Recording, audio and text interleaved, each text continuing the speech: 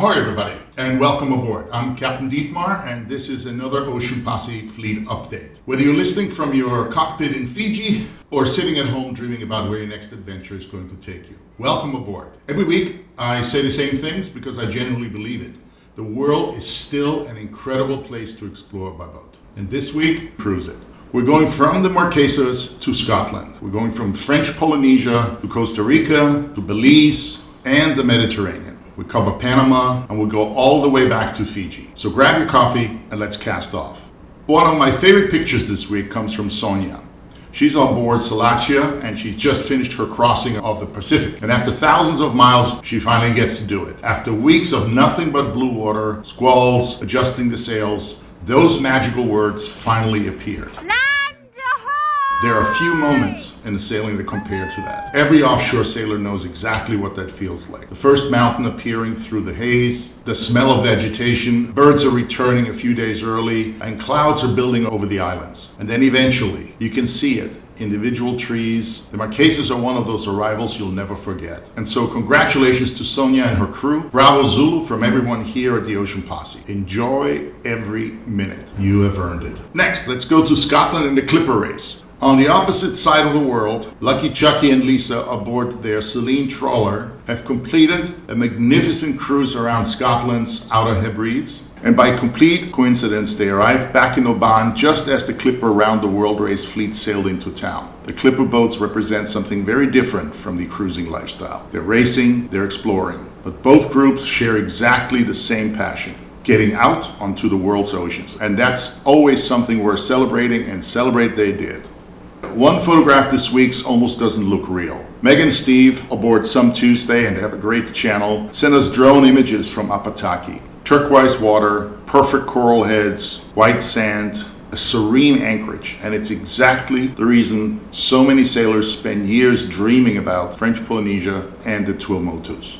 But there's something interesting. When people think of French Polynesia, they usually think of Bora Bora or Moorea or even Tahiti. But the reality is, the Tuamotus are often where the cruisers fall in love. It's remote, it's hard to get to, it's quiet, crystal clear anchorages, amazing diving, and places where nature still dominates. If French Polynesia is on your bucket list, don't rush it. Spend time in places like Apataki, Rauroia, Hao, and you'll never regret it. Speaking of the Pacific, the fleet is now starting to gather in Fiji. We have a special event planned there, and if you're anywhere near Savu Savu, which is the northern main island, I really hope you'll join us. This is exactly what the Ocean Posse is about. No formalities, no pressure, no convoy, and no schedules. Well, we do schedule a party for you, but it's just good people. And they're sharing sea stories, they're getting together, and we've got OpenCPN navigation seminar there. We'll go over satellite charts and discussions. We'll show you how to integrate GPX tracks into OpenCPN. And as a special guest, we'll have weather routing from Australia and New Zealand, brought to you by John Martin. The yacht sales company is also going to be talking about selling boats in the Pacific.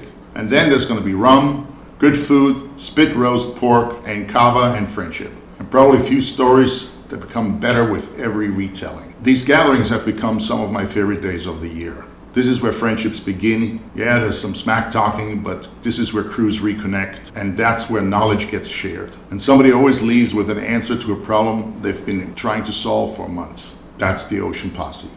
All right, now let's talk about meeting the fleet. Here's Jeff and Joy, and they've been with the Posse for a while. This week, Meet the Fleet introduces Jeff and Joy aboard Tidings of Joy. I love these interviews because they remind us that every boat has a story, and Jeff and Joy started like many of us.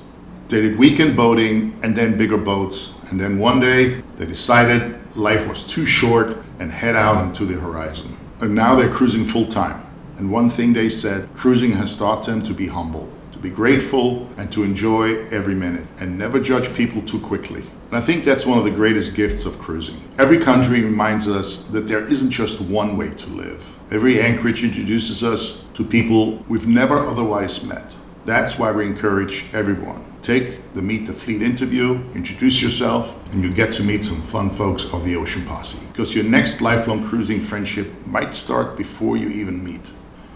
Now, one thing we've been harping on is, of course, Spanish. And another new member benefit is we now have Spanish classes with 2 different outfits, with real teachers, with very small groups, do live online instruction, and it's focused on Spanish for cruisers. If you've been planning Central America, Mexico, Spain, South America, or any of the 20 countries that speak Spanish, learning even the basic Spanish changes everything. Everything becomes easier, customs, immigration, the markets become a little friendlier, your taxi rides or Uber rides can start good conversations, and you get local tips. In order to stop being a tourist, you're going to have to learn the local language. These classes are going to be starting in August, and that's exactly how language should be learned. We also want to welcome and reintroduce you guys to Marina Papagayo in Costa Rica. Marina Papagayo is one of the finest gateways into the eastern tropical Pacific. And it's an extraordinary cruising area around the Guanacaste Peninsula. Well, there's whales and there's sea turtles, then there's rainforests, howler monkeys in the area, and some capuchin monkeys. Excellent marina facility. And it's a fantastic cruising ground stretching north towards Nicaragua and south towards Panama. We're delighted to have them aboard as the Ocean Posse sponsor. Do enjoy and make your reservation with Dan. Now, if you're transiting the Panama Canal, please don't skip Coiba. Most people race through Panama in order to go somewhere else. But right outside the canal, maybe 100, 120 miles away, there is a great destination. Coiba, the national park, and it's one of the true treasures of the Eastern Pacific. It has extraordinary diving, remote anchorages. It's a national park, so you have to register. But there's whale sharks there, there's dolphins, there's also sea turtles, there's even a local crocodile, and it's got amazing history. And it's one of those places that reminds you that sometimes the destination isn't beyond the canal, sometimes it's right beside it. Let's talk about chart plotters and satellite charts. And your chart plotter doesn't know what is really there. It's not a criticism, it's simply the reality. Electronic charts are fantastic when they're accurate, but they're built from survey data, and some of which is decades old. Satellite imagery, on the other hand, gives you another layer, and you can actually see reefs, sandbars, rocks, coral heads, and pass openings, and changes that the charts may have never recorded. That's why we're running another OpenCPN seminar in August with satellite charts, then additional aid to navigation. And good seamanship is about combining information. Not relying on just one screen is critical here. All right, and now for our Mediterranean fleet, let's talk about the Mistral. So as you know, there's several different localized winds in the Mediterranean, and this one is one of the most famous winds. In the Med, you can have beautiful weather one day and then 35 knots the next, with a cold front moving through, and it's fast. Then if you're cruising southern France, always pay attention to the local forecast. The Mistral deserves respect. Fortunately, it also announces itself well in advance. This week's destination feature explores Actum Tunichil Mucnal in Belize, one of Central America's most remarkable cave systems. It's one of those excursions where you leave the boat behind for a day and come back with memories that last forever. Cruising isn't only about the sea, it's also about stepping ashore and looking at World Heritage sites, meeting people and learning history. That's why I travel. And now a few quick news items. China has introduced tougher battery regulations for their EVs, and the boat building industry continues showing warning signs. It's another reminder that buyers should do proper due diligence before placing deposits on new boats. Let's talk about float plans. They're voluntary but incredibly useful. So if you're in the Eastern Pacific or the Caribbean close to the Venezuelan coast, if something goes wrong, you need to have someone who knows where you intend to go. This can make all the difference. And finally, history has an interesting habit of repeating itself. The industry changes, technology changes, but good seamanship and good preparation and good decision making is always based on good facts.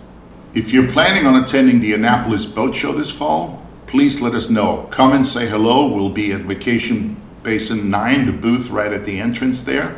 Try some rum and you can talk cruising. You can share stories and see old friends. And if you're part of the posse and you want to volunteer and hang out at the booth, please let us know. And you've been thinking about joining the Ocean Posse, it's a great place to come, meet us in person, and it's a great place to do it. And before we finish, I'd like to thank all of our Marina sponsors, because without them, our fleet would be paying much higher prices, and many of the benefits our members enjoy simply wouldn't exist. So if you're staying in one of our sponsor marinas, please thank them. We certainly want to support the businesses that support cruisers. All right, and I also encourage everyone to spend a few minutes watching this week's Predict Wind Departure Planning Seminar. And good departures are rarely accidental. You want the waves to come down, you want the sea state to be good. So watch the seminar, it gives you into details on how to use it. And finally, if you've been following the fleet online, I want to thank you. Watching boats spread across the globe is a reminder that adventure is still very much alive. Some are crossing oceans, some are coastal cruising. So thank you for being part of the Ocean Posse. Thanks for watching this, and we'll see you again next week. Fair winds and following seas. Your boat, your route, your adventure. I'm Captain Dietmar. Thanks for watching. Ocean Posse